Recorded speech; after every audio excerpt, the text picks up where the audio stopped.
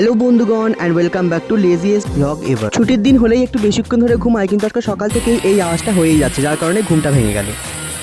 আর ঘুম ভাঙার পর আমি কে, কোথায় আছি, আজকে কি বার, এই সব কিছু মনে করতে করতেই তো 1 ঘন্টা লেগে যায়। তো যাই হোক, 1 ঘন্টা ধরে সব কিছু মনে পড়ার পর হঠাৎ করেই মনে পড়লো এই আমার পাশে তোমার ভাই নেই, কোথায় গেল। আর আজকে ঘুম থেকে উঠেছি একেবারে সকাল সকাল 10টা 22-এ।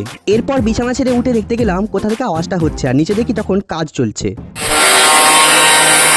এটা দেখে আমি ঘুম থেকে উঠতে উঠতে অনেক কিছুই হয়ে গেছে। এরপর মুখ টুক ধুয়ে রান্নাঘরের বাইরে থেকেই দেখছিলাম কাকিমা কি করছে, আর তখন দেখি কাকিমা লাঞ্চের প্রিপারেশন শুরু করে দিয়েছে। শুধু তাই নয়, এখানে তো রান্নাও হচ্ছে, তার মানে আজকে কোনো মতেই আমি চা পাবো না। লেট করে ওটা সাইড এফেক্ট। কিন্তু সারা বাড়ি ঘুরে দেখলাম আমার ভাইটাকে দেখতে পাচ্ছি না, বেটা গেল কোথায় সকাল সকাল। তারপর ফোন খুলে দেখলাম এরই মধ্যে কলকাতায় ভূমিকম্পও হয়ে গেছে। দক্ষিণবঙ্গে ভূমিকম্প, ভোরবেলা কেঁপে উঠল কলকাতা, রিক্টার স্কেলে কম্পনের মাত্রা 5.3।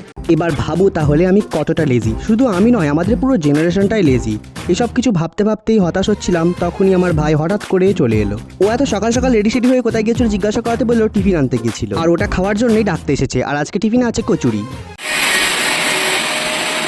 এক পিস কচুরি 5 টাকা, 5 টাকা, 5 টাকা, 5 টাকা, P P P P P P P 5 টাকা।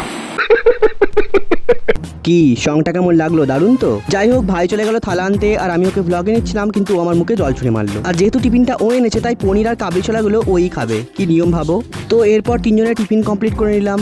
তারপর আমার ভাই চলে গেল কাচাকুচি করতে। কিন্তু এসবের মধ্যে আমার মনটা ফুসফুস করছে, কারণ সকাল থেকে আমি চা খাইনি। চা লাভারদের যেটা প্রবলেম হয় আর কি। এরপর ভাই কাঁচা জামা কাপড়গুলো ছাদে মিলতে গেল, আমিও গেলাম ওর সাথে, আর ও আমাকে একটু জল আনতে বললো। আর নিচে যেতেই মিস্ত্রিদের জন্য চা করেছিল, একটু বেঁচে গিয়েছিল, সেই চাই আমি একটু পেয়ে গেলাম। তো আজকে আমরা কি শিখলাম, যেটা আমি পাইনি সেটা নিয়ে ভাবার কোনো দরকার নেই, কারণ পরক্ষণে সেটা পেতেও পারি। ভিডিওটা ভালো লাগলে অবশ্যই লাইক করে দিও, আর চ্যানেলটি সাবস্ক্রাইব করে দিও। ততক্ষণের জন্য টাটা।